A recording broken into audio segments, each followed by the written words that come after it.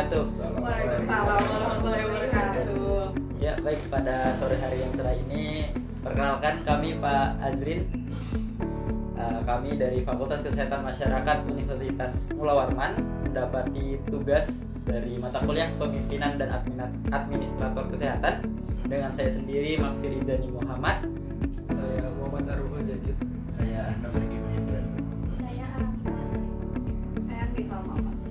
Dengan minta izin waktu kepada Pak Azrin untuk kami mewawancarai terkait materi kepemimpinan. Silakan. Yang pertama Pak, mungkin kita sedikit sambil mengalir aja Pak ya untuk wawancara. Menurut Bapak ini definisi kepemimpinan itu seperti apa Pak dari sudut pandang Bapak? Definisi kepemimpinan. Ya. Pak. Jadi kalau definisi kepemimpinan, kalau saya bisa memberikan gambaran seorang pemimpin ya, itu dalam bentuk piramid gitu ya, segitiga ya. Segitiga. Biasanya ujung yang paling atas kan kecil tuh. Iya, Pak. Gambaran kecilnya di atasnya kalau kita buat garis-garis, berarti pemimpin itu memang tidak banyak. Iya kan? Tetapi memang kalau ditanyakan definisi kepemimpinan adalah orang yang memang diberikan tugas mandat untuk apakah dia memimpin sebuah perusahaan, apakah dia memimpin sebuah instansi, apakah dia memimpin unit satuan pendidikan, kan banyak tingkatan, apakah dia memimpin, ada juga gerakan-gerakan RSM, jadi ada ya. Kan tetapi yang pada hakikatnya seorang pemimpin, berapapun orang yang dibawahinya, dia mampu mengayomi orang-orang yang ada di sekitar atau yang menjadi bawahannya atau yang menjadi anggotanya, yang tentunya bersama-sama nanti kalau pada tujuan akhir itu untuk mencapai suatu tujuan. Dan saya yakin bahwa misalnya di Dewan Pendidikan ini tujuan kita bagaimana pendidikan di Provinsi Kalimantan Timur, karena kita mitra pemerintah, bagaimana kita bisa bersinergi bekerja sama dengan Dinas Pendidikan dalam rangka memberikan masukan-masukan, saran, pendapat agar pendidikan di Provinsi Kalimantan Timur diharapkan itu semakin hari semakin baik. Pertanyaan selanjutnya. Kalau boleh tahu Bapak udah berapa lama menjabat sebagai Ketua Dewan Pendidikan di Provinsi Kalimantan Timur sendiri, Pak? Sebagai Ketua Dewan Pendidikan, bilang orang Banjar hanya, bilang orang Kutai baru. Baru. September ini 1 tahun pengurusan di bawah saya. Baik, Pak. Kemudian selama menjabat sebagai Ketua Dewan Pendidikan ini, tantangan yang paling Bapak hadapi itu selama memimpin apa ya Pak, kalau boleh tahu? Mengakomodir kehendak anggota. Menyatukan pendapat banyak Karena kepala di sini ya kan Pak. orang-orang hebat ya. Tetapi ya saya punya prinsip, tidak ada permasalahan yang tidak bisa kita selesaikan selama kita bisa membangun komunikasi dengan baik. Oke, lanjut. Apakah sebelum Bapak menjabat ini kan ada Ketua Dewan sebelumnya. Nah, apakah program yang di Ketua Dewan sebelumnya ini ada di dalam masa jabatan Bapak ini? Jadi begini, kalau program yang dulu yang kita akomodir sekarang, monitor ke sekolah-sekolah yang ada di Kalimantan Timur, itu tetap saya lakukan karena itu penting untuk mengetahui sampai sejauh mana sih perkembangan sekolah ini. Nah, itu program yang dulu ya, tapi program yang sekarang kita sudah mencoba tadi tuh masalah dana abadi pendidikan. Mudah-mudahan kalau itu gol itu menjadi sejarah. Nah, dana abadi itu kan abadi. Nanti mungkin hasil dari dana itu aja yang bisa ini kepada pendidikan yang membutuhkan. Jadi itu ada yang masih melekat program yang dulu, cuman tidak semuanya. Silakan.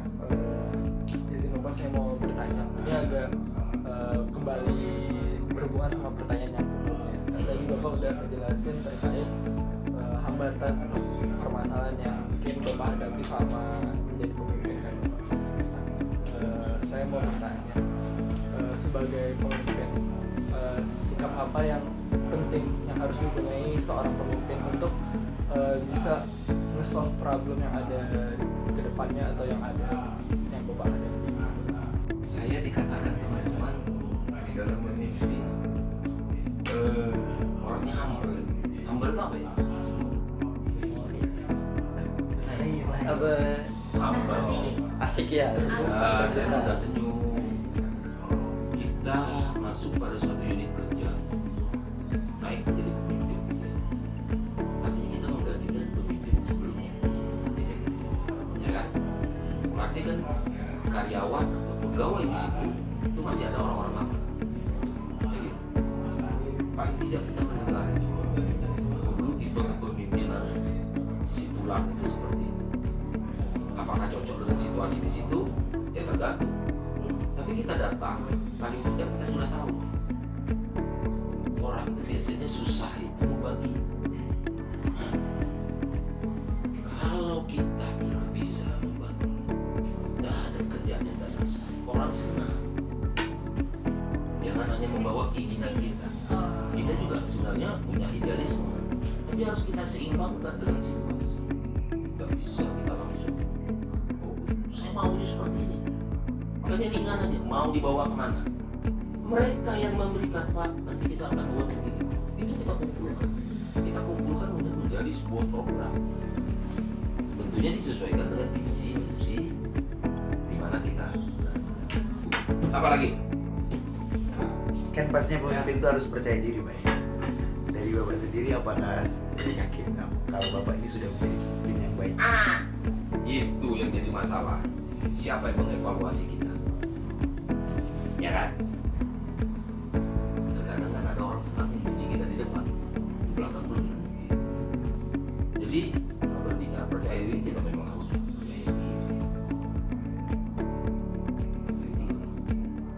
Jadi kalau kita orang Muslim, paling tidak sebelum rapat itu baca Al-Fatihah untuk membesarkan jiwa kita. Kayak gitu ya. Masih ada? Mungkin ini yang terakhir, Pak. Terakhir. Bagaimana cara Bapak memastikan anggota bisa tetap fokus pada tujuan jangka panjangnya meskipun menghadapi tantangan jangka pendek? Kita bekerja punya program. Ada program 1 tahun, ada program, katakan kalau Dewan Pendidikan program kita 1 tahun, kemudian program jangka panjang 5 tahun. Saya membuat program seperti saya katakan tadi. Di awal di sini saya rapat pertama kali, semua orang buat program. Saya beri waktu 1 minggu. Karena saya tidak buat program. Ini program mereka aja sih. Setelah saya lihat, saya panggil sekretaris, saya panggil wakil ketua. Coba nih diramu. Setelah diramu, baru kita rapatkan lagi. Ayo, siapa yang merasa kehilangan program? Nanti kalau ada yang cuk tangan, program saya nggak masuk, Pak. Sudah punyamu ini sudah berserempetan dengan program yang ini, maka menjadi satu di situ. Ya di dalam pelaksanaannya kita harus adil melibatkan. Mungkin cukup sudah Oke. menyita waktu Bapak. Makasih banyak Pak atas ketersediaan waktunya. Memang saya siapkan waktu. Oh, iya.